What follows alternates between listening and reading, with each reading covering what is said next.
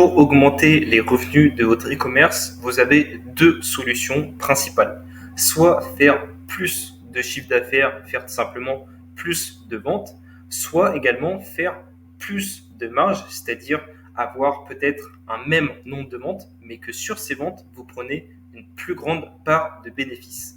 Et dans cette vidéo, je vais vous montrer précisément comment augmenter vos marges, les marges de votre e-commerce, parce que vous n'avez peut-être pas un problème de chiffre d'affaires, peut-être que vous en faites assez, que vous faites déjà un bon chiffre d'affaires, un chiffre d'affaires satisfaisant, mais peut-être que dans ce chiffre d'affaires, vous avez trop de coûts qui vous empêchent d'avoir assez de croissance car vous ne faites peut-être pas assez de marge. Et en fait, c'est un peu la réalité d'un e-commerce, c'est que sur une vente, vous ne prenez pas tout dans votre poche, parce qu'il y a bien sûr l'acquisition, la production, les livraisons, les impôts, l'équipe et d'autres coûts divers. À la fin, au final, il reste plus grand-chose comme bénéfice. Et malheureusement, la plupart des coûts ne peuvent pas vraiment être diminués. Parce que la production, ça coûte un certain coût et vous ne pouvez pas faire grand-chose.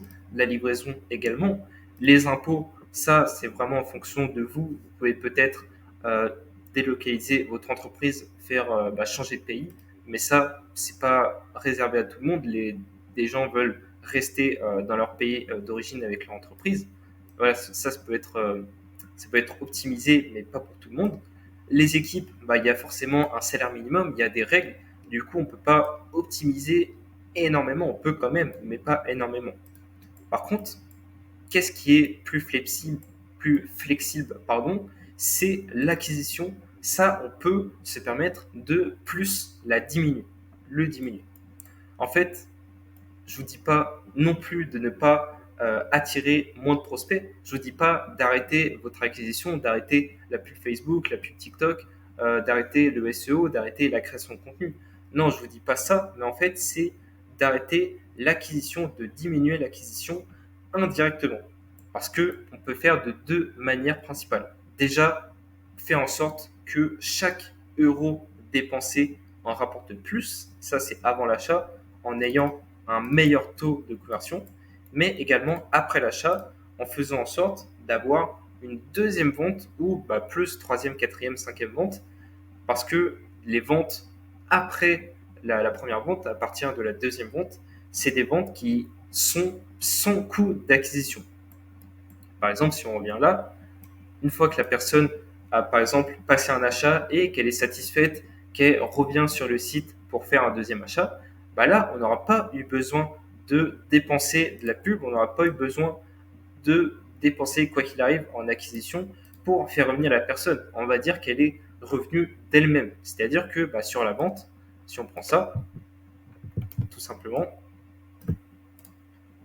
ça fait OK, on a tous ces coûts qui ne sont pas trop modifiables, mais à la fin, il y aura l'acquisition qui aura été enlevée. Du coup, voilà, c'est pour vous dire que c'est pas le fait de faire moins d'acquisition, mais c'est le fait que chaque personne qui a été attirée via vos coûts d'acquisition soit plus rentable. Parce qu'à la fin, si on calcule le coût d'acquisition par client, on se rendra compte que le coût il a diminué parce qu'avec moins de coûts par client, ça fait une plus grosse marge.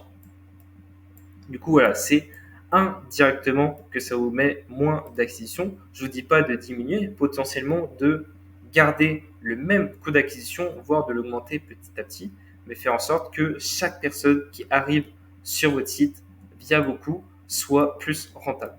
Et là, je vais vous expliquer rapidement. Alors, attendez, si on revient ici. Là, quand on amène, par exemple, imaginons, on prend 1000 personnes qui arrivent sur le site. Ça a un certain coût d'acquisition. Les gens arrivent sur le site. Une partie du trafic n'achète pas et part. Et une partie achète, tout simplement devient client.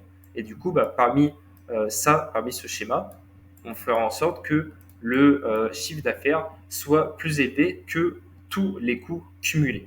Ça, voilà, c'est classique. Mais maintenant, ce qu'on peut faire, qui est du coup là, la diminution du coût d'acquisition indirect, c'est par exemple, si on prend 1000 personnes, on prend le même nombre de personnes qui arrivent sur le site, c'est-à-dire le même coût d'acquisition, donc le même nombre de personnes qui arrivent sur le site. Sur le trafic qui n'achète pas, on peut faire en sorte de ramener ces personnes ici avec les emails et plus précisément les flows avant achat, les séquences automatiques qui vont se déclencher automatiquement comme leur nom l'indique pour faire revenir les personnes et donc les faire acheter. Ça fera une augmentation du taux de conversion. Parce que ici, si on ne fait pas d'email marketing, on peut potentiellement faire revenir des gens, par exemple avec du retargeting. Mais là, dans ce cas-là, le coût d'acquisition sera encore plus augmenté vu qu'il faudra payer les pubs de retargeting. Et l'avantage de l'email, c'est que le coût, il est beaucoup plus bas. Tout ce que ça vous coûte, c'est quoi? C'est le coût du logiciel comme Klaviyo, qui est un abonnement. Et voilà, c'est quelques dizaines, voire centaines d'euros en fonction de la taille de votre liste. Et aussi le coût de l'implémentation. Ici, quand on parle des flows, vu que c'est des séquences automatiques, ça demande de les mettre en place seulement une fois et après, ça fonctionne en automatique toute l'année. Dans 6 mois, ça fonctionnera encore. Dans 5 ans, ça fonctionnera encore. Bien sûr, il faut faire de l'optimisation, faut mettre un peu à jour de temps en temps, mais globalement, c'est quelque chose qu'on met en place une fois et après, ça peut fonctionner sur des mois, voire des années. Du coup, voilà comment on peut augmenter le taux de conversion indirectement, ce qui fera du coup diminuer indirectement votre coût d'acquisition. Mais ça ne s'arrête pas là, vu qu'on peut faire à peu près la même chose sur les achats. La personne achète et on peut envoyer des emails après l'achat qui vont donner un coup de pouce à la personne pour la faire racheter une deuxième fois. Bien sûr, ça ne dépend pas juste de l'email. Peut-être que la personne va réacheter d'elle-même grâce au branding de la marque, grâce aux produits qu'elle a vraiment aimés. Peut-être que les produits sont consommables, du coup, elle va peut-être réacheter régulièrement, etc. Mais l'email, c'est aussi un bon moyen, c'est un bon coup de pouce parce que les gens ont aussi besoin d'un coup de pouce pour acheter. Ils ne vont pas forcément le faire d'eux-mêmes. Et ça, du coup, ça fera augmenter le taux de deuxième achat, de troisième achat, de quatrième achat.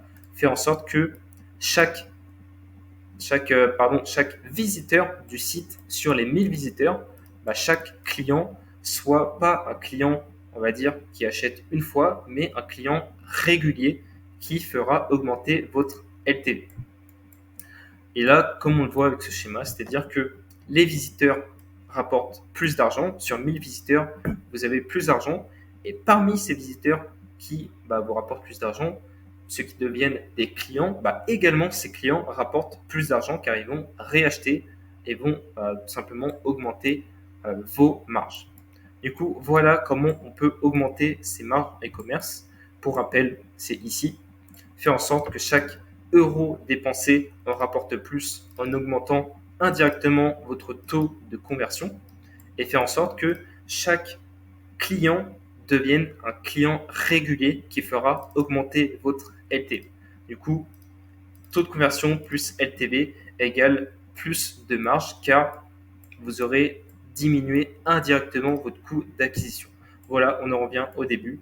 Le coût d'acquisition, ce n'est pas le fait de diminuer, mais c'est de faire en sorte que, si on revient sur l'exemple, sur 1000 visiteurs vous rapportent beaucoup plus grâce aux emails, grâce à un système de rétention.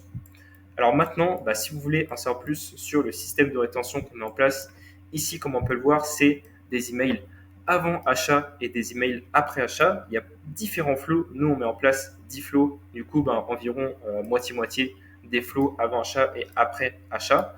Si vous voulez en savoir plus sur les flows qu'on met en place, pour savoir qu'est-ce qui peut être mis en place sur votre boutique, pour que je vous en parle vraiment plus précisément de tout ça, pour augmenter les marges de votre e-commerce, alors réservez un appel juste en bas dans la description, on pourra en discuter.